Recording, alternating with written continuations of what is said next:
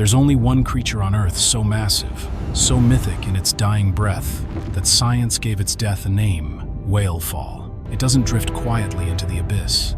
It crashes like a silent meteor made of flesh and bone. And when it lands, the ocean changes, not just around it because of it. In a world where food is so scarce that some creatures wait decades for a single meal, the death of a whale isn't a tragedy. It's an event. It feeds generations. It builds cities. It rewires the landscape of the deep. This isn't about a carcass sinking.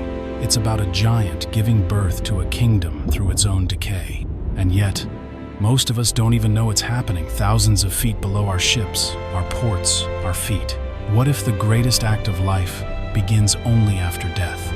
They're the heaviest animals to ever live. Blue whales, sperm whales, finbacks so colossal that few predators dare challenge them. But in the end, nothing hunts them. Gravity does. Time does. Their death isn't violent. It's slow, cruel, and hidden beneath waves. You see, whales are mammals. They breathe air, and that means every few minutes, they must rise hauling over 100,000 pounds of blubber, muscle, and memory to the surface. When young, they leap like gods, slicing through ocean skin. But as years pass, their strength erodes. Their bodies sag with age, and the simple act of breathing becomes a war they can't win. Eventually, they tire, they sink, not because something dragged them down, but because they could no longer rise. Their own mass becomes a prison. The weight that once made them invincible becomes the anchor that ends them. And so, in silence, the descent begins. But the whale doesn't fall right away. Death plays a strange trick. It makes the body float. Inside, bacteria awaken, feasting on soft tissue, belching out gases, methane, hydrogen sulfide, carbon dioxide, that swell the carcass like a balloon. What once dove like a freight train now bobs like a grotesque island. For days, sometimes weeks, it drifts swollen, silent, unseen as predators gather like shadows. Sharks tear strips from its flank. Seabirds stab at the blubber. Even other whales come to feed, indifferent to kinship. From above, it's just a drifting mass, but below, it's a buffet floating on borrowed time. Every leak of gas, every open wound, is one step closer to the inevitable. The pressure inside drops, the skin stretches thin, the corpse exhales its final breath and begins to sink. Not like a stone, but like a giant, surrendering slowly to gravity's pull. The descent is agonizingly slow. Minute by minute, meter by meter, the carcass slips beneath the blue into a darker, stranger world. At 3,000 meters deep, the journey can take nearly 2 hours, a silent plunge into cold and pressure. For creatures of the abyss, it's like watching a mountain fall from the sky, a thunderless avalanche of flesh. Down here, light never comes, but when the whale arrives, it brings a feast the deep hasn't seen in years. It slams into the seafloor like prophecy. The impact stirs centuries of silt, and then everything stirs. The abyss, which moments ago lay still and starved, awakens. This isn't just a dead animal, it's a life source, a cathedral of meat. And within hours, the scavengers come crawling out of the dark. They arrive like ghosts with teeth. Hagfish twist through the water like living threads, slipping into eye sockets and tearing flesh from the inside. Sleeper sharks circle with unhurried menace, biting chunks clean from the carcass, as if they've waited years for this moment. Crabs swarm the seams. Amphipods burrow deep into the fat. The whale, once a titan of the seas, is now a battlefield, and the war is gluttony. In a single day, hundreds of pounds of flesh are stripped away. Within weeks, the body is half gone. Yet this is no frenzy, it's a ritual, one the abyss knows by heart. Every organ, every tendon, every sliver of tissue is claimed. Nothing is wasted. The feast feeds hundreds of mouths, some belonging to creatures that may not see another meal for decades. And as they devour, they sow the next phase in the cycle of resurrection. When the predators have had their fill, what remains looks like ruined bones, slick with oil, scraps of gristle, shadows etched in sediment. But to the deep, it's just the beginning. The leftovers ignite a new bloom, A second wave of life, more patient, more peculiar. Worms wriggle into the seafloor, feeding on invisible threads of decay. Crustaceans scavenge the oily halo soaking into the mud. Bacterial mats spread like pale veils, feeding on chemical residue that seeps from marrow and muscle. This stage isn't dramatic, it's quiet, almost invisible, but it lasts for years, sometimes decades. A dead whale transforms the very dirt beneath it, altering chemistry, rewriting biology. The deep, once barren, becomes fertile. Here, rot is nourishment, decay is design, and the bones, they're far from done. From the skeleton rise the strangest heirs, worms without mouths, creatures without eyes, beings built for one purpose, to feast on bone. Osedax, the bone-eating worms, bloom like underwater flowers with blood-red plumes, anchoring themselves deep into marrow.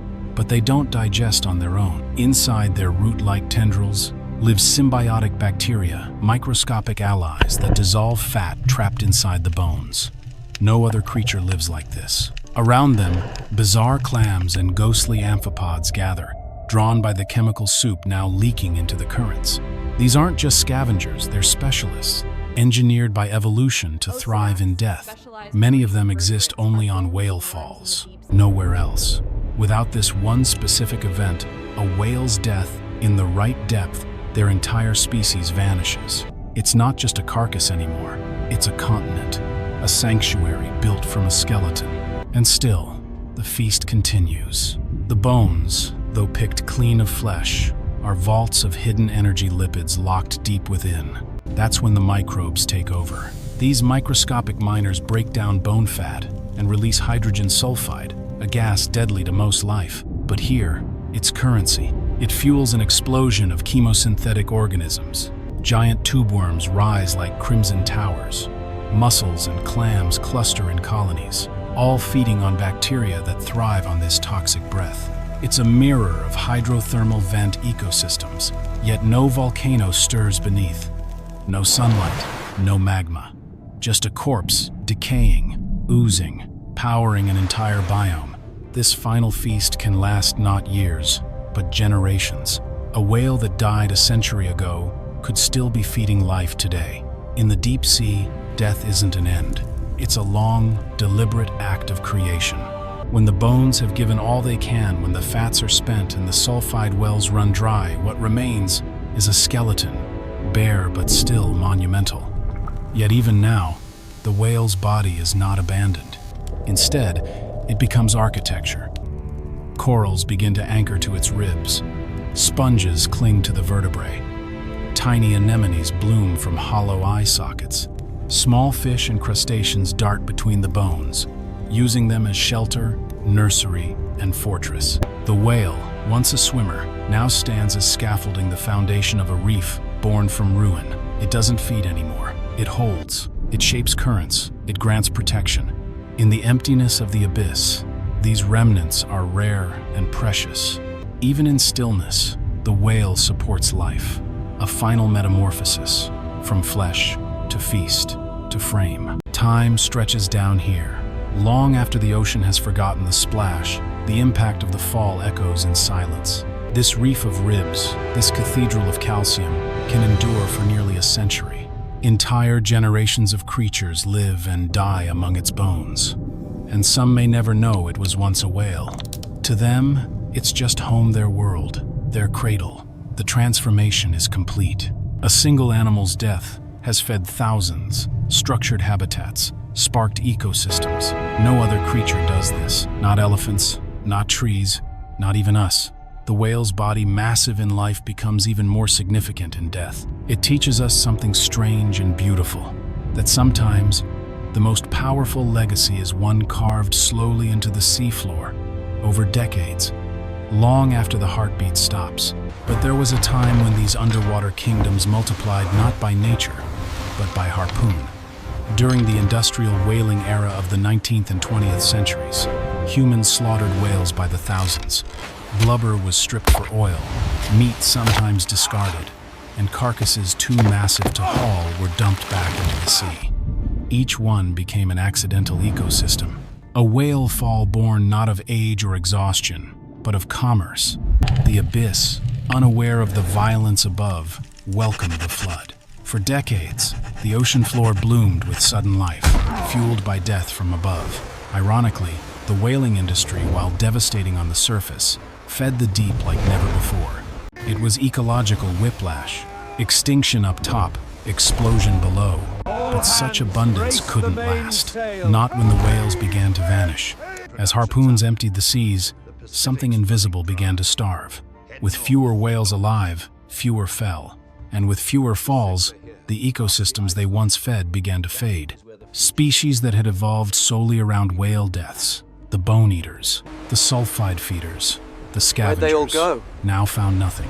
A century of excess gave way to silence. It wasn't just a decline in whales, it was a collapse in the deep supply chain. When you remove the giver, the receivers vanish too. Scientists now believe many deep-sea species may be quietly dying off, not because they were hunted, but because their food was. It's a haunting chain reaction. Kill a whale at the surface, starve 100 creatures below. The echoes of the harpoon haven't stopped, they're just sinking deeper. Today, even without harpoons, whales continue to fall, but often by accident. A ship's steel hull, weighing tens of thousands of tons, can crush a whale with a single strike. These collisions are common, silent, and mostly unseen. The whale surfaces to breathe and doesn't make it back down. In other cases, orcas hunt in coordinated packs, targeting young calves. They're efficient, ruthless, and natural. But the ocean isn't just predator and prey anymore. Military sonar, deep-sea noise, and disorientation from human activity can drive whales into shallow water, where they beach and die. Sometimes, those bloated carcasses are pulled back to sea by the tide, re-entering the cycle of the whale fall. Other times, they burst literally. The pressure of decomposition builds, gases swell, and with one rupture, the animal explodes. It's not just grotesque, it's a grim reminder. Death, even accidental, still feeds the deep. The phenomenon of the exploding whale has become legend. Videos of rupturing giants spraying bone, bile, and gas across beaches like scenes from horror films. But beneath the spectacle lies a truth far more profound. These eruptions, these grisly endings, are just another form of release. If the tide is right, the deflated carcass drifts back into open water, and gravity takes over. The deep waits, always. Down there, they don't care how the whale died, only that it comes. Nature wastes nothing, whether slain by time, struck by ships, or stranded by sonar. The whale's final journey begins the same way, a silent plunge into blackness, where it becomes more valuable than it ever was in life. One death, thousands fed, an entire world reborn, and the abyss breathes again. No creature leaves a legacy quite like a whale. Long after its final breath, its body becomes a sanctuary, a feast, a city. Bones turn to reefs, flesh feeds the unseen, and for decades, sometimes a full century, that one colossal life sustains an entire civilization in the dark. We don't know how many of these underwater kingdoms exist. The ocean is vast, unmapped, secretive, but we know they're out there scattered across the seafloor like ancient ruins, each one born from a silent fall. And perhaps that's the strangest truth of all. The liveliest places in the deep are built on death. It's beautiful, it's grotesque, and it's life as the ocean understands it. For in the sea, nothing ever truly ends. It just sinks and begins again.